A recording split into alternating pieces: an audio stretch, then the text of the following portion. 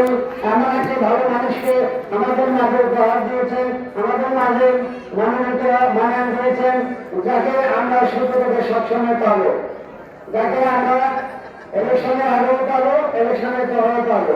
ঠিক তদ্রুপ বাংলার সবাই বাংলার সবাই আমাদের সেই সাগরিকা মঠ থেকে শুরু করে উদ্যোগ বাজার পর্যন্ত আমাদের যে এলাকা, প্রত্যেকটা এলাকায় অলিত গলিতে আমাদের দাবি পাল্লার আওয়াজ শুনতে হবে, দাবি পাল্লা মার্কায় ভোট দেওয়ার জন্য সবাইকে আহ্বান জানাতে হবে। সর্বোপরি আজকের প্রোগ্রামের সর্বশেষ পর্যন্ত আপনারা যাতে পালন করে বলবেন এবং প্রধানে আমাদের আলোচনা শুনবেন এই আশাবাদ ব্যক্ত করে আজকের প্রধানমন্ত্রী এখানে উদ্বোধন করলাম। আমরা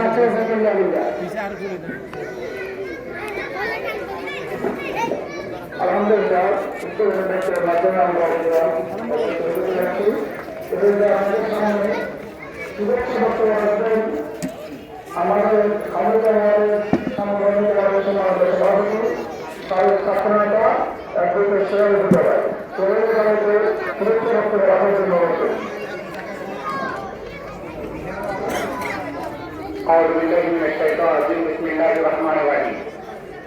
বাংলাদেশ জামাত ইসলামী মনোনীত ত্রয়োদশ জাতীয় সংসদের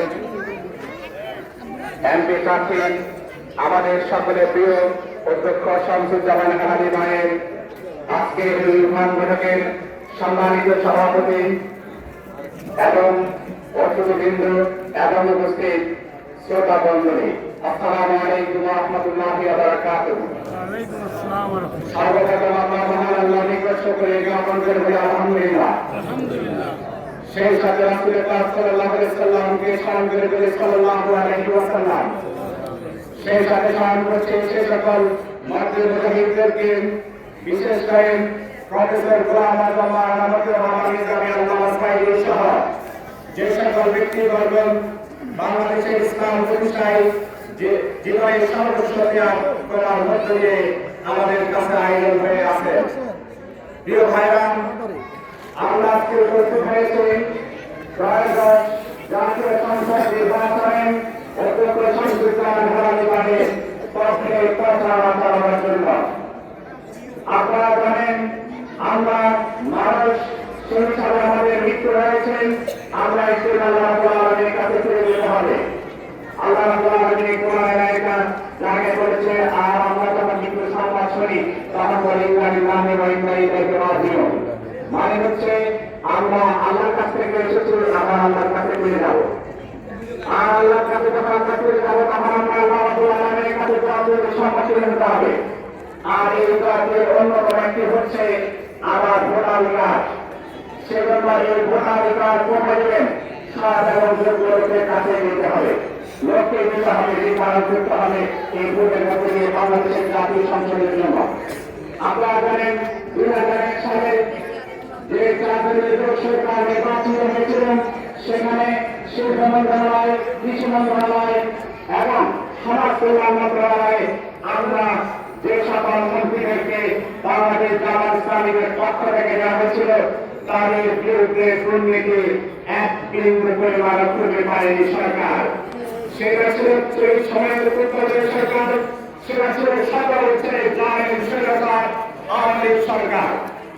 তারা আমাদের এই আপনাদের সামনে যে মন্ত্রী করে দিয়েছিল সেই ধরনের মন্ত্রী আজ আমরা আপনাদের সামনে অধ্যক্ষ শামসুজ্জামান আলী ভাইকে দিয়েছি, যিনি অতীতে কাউন্সিলর হিসেবে চট্টগ্রাম মহানগর সিটি কর্পোরেশনে দায়িত্ব পালন করেছিলেন যোগ্যতার সাথে। আমরা আপনাদেরকে বলব অধ্যক্ষ শামসুজ্জামান আলী ভাইয়ের জন্য আপনারা প্রচারণা চালাবেন এবং আমাদের আগামী ভোট হবে সৎ এবং যোগ্য লোককে নির্ধারণের জন্য। প্রিয় ভাইরা, আমরা আজকে জাতির কাছে স্পষ্ট ভাষায় জানিয়ে দিতে চাই, আমাদের প্রতিটি ভোট কেন্দ্র হবে নিরাপদ। প্রত্যেকটি মানুষ নিরাপদে ভোট যাতে দিতে পারে, এটা আমাদেরকে এনশিওর করতে হবে। ইনশাআল্লাহ ইসরায়েল গভর্নমেন্ট সেই দিকে ইঙ্গিত দিয়েছেন, সেনাবাহিনী থাকবে। আমরা সকলে সুন্দরভাবে ভোট কেন্দ্রে যাব।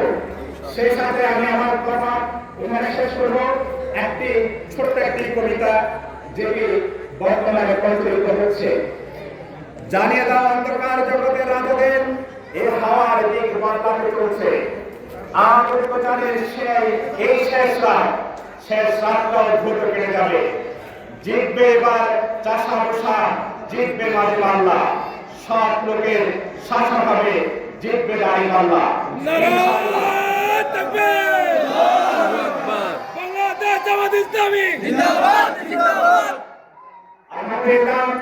আমি আপনাদের সামনে রাখলাম উদাত্ত আহ্বান জানাবো, আগামী নির্বাচন হবে দাঁড়িপাল্লার পক্ষে, আগামী বিজয় হবে ইসলামে। এই আশা ব্যক্ত করে আমি আমার বক্তব্য এখানে শেষ করছি। আসসালামু আলাইকুম ওয়া রাহমাতুল্লাহ। ধন্যবাদ।